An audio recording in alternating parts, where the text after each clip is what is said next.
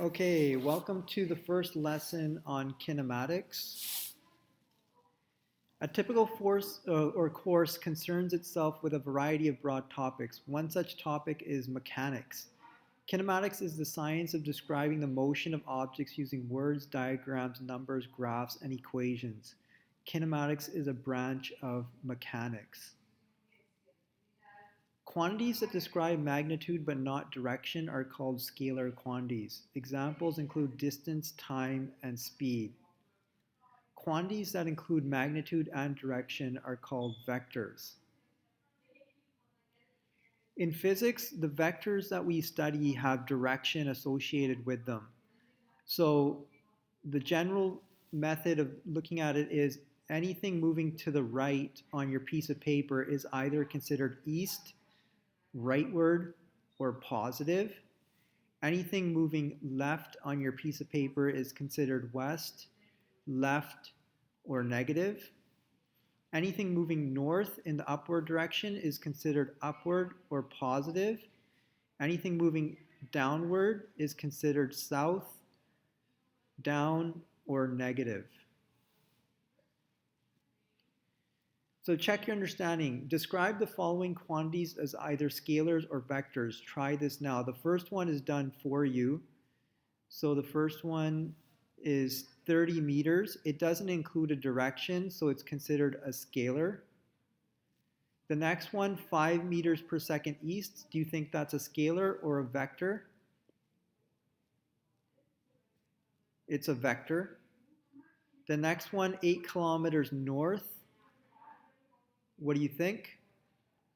That's also a vector because it has both magnitude and direction. The magnitude is the number, 8 kilometers, and the direction is north. 20 degrees Celsius, do you think that's a vector or a scalar? That would be a scalar because there's no direction, there's only a magnitude, 20 degrees.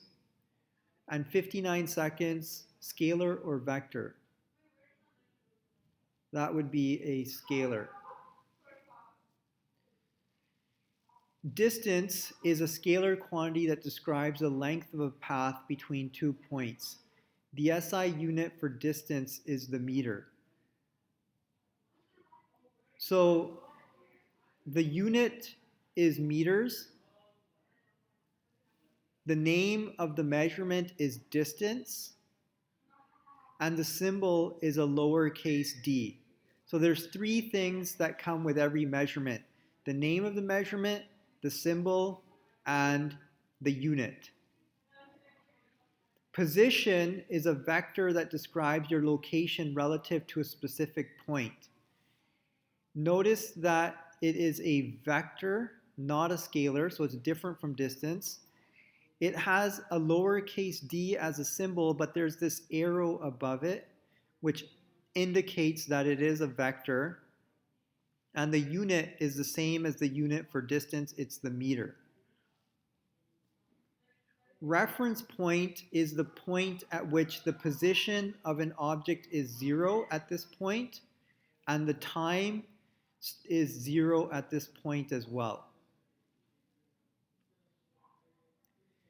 Displacement is a vector quantity that describes the distance between 2 points. It is the object's overall change in position. Displacement is equal to the final position minus the initial position. So this is the equation for displacement.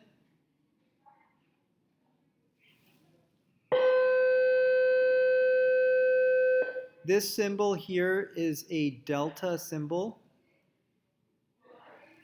which means change in something. This lowercase d should have an arrow above it, which indicates that it's a vector. And this should have an arrow above it as well. So I just left those out. You can add those in. And that this lowercase d displacement with the delta sign is displacement. It means change in position. The delta means change, and d with an arrow above it is position, so it's change in position. df equals final position, and di equals initial position. We can add some arrows above this as well.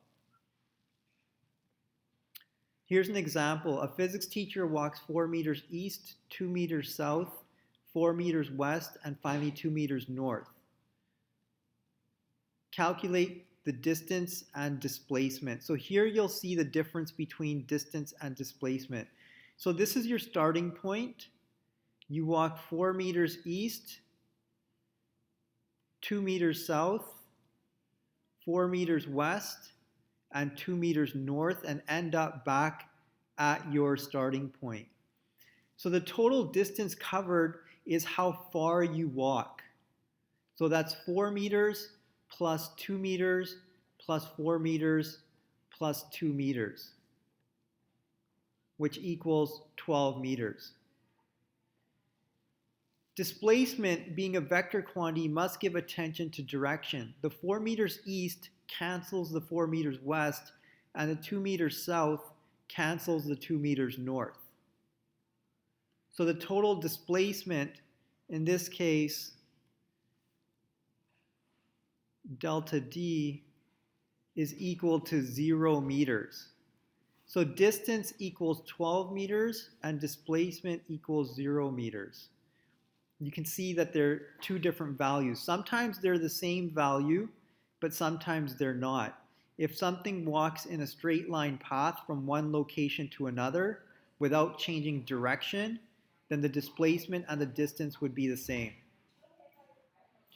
Here's another example. Use the diagram to determine the resulting displacement and distance traveled by the skier during these 3 minutes. So the skier starts at position A and moves to position B. Then from B moves to position C, and from C moves to position D. So if we want to find the total distance traveled, we would add up the total length of each path from A to B. That's 140 meters. Then from B to C, this is 180 meters. Then from B to C, that's 140 meters. And then from C to D, that's 100 meters. So we would simply add all of these numbers together to get the total distance traveled. And that's equal to 420 meters. The total displacement is equal to the final position minus the initial position. So we use the equation D equals D final minus D initial. So this is D initial, the starting point, which the position is equal to 0 meters because it's your starting point. And this is your final position, D final, and that's exactly 140 meters east of the starting point, or to the right. So this is equal to 140 meters east minus 0 meters, which equals 140 meters east. Notice that distance does not have a direction associated with it, but displacement does. So what this indicates is that your displacement is 140 meters to the right of where you started. That is your new position.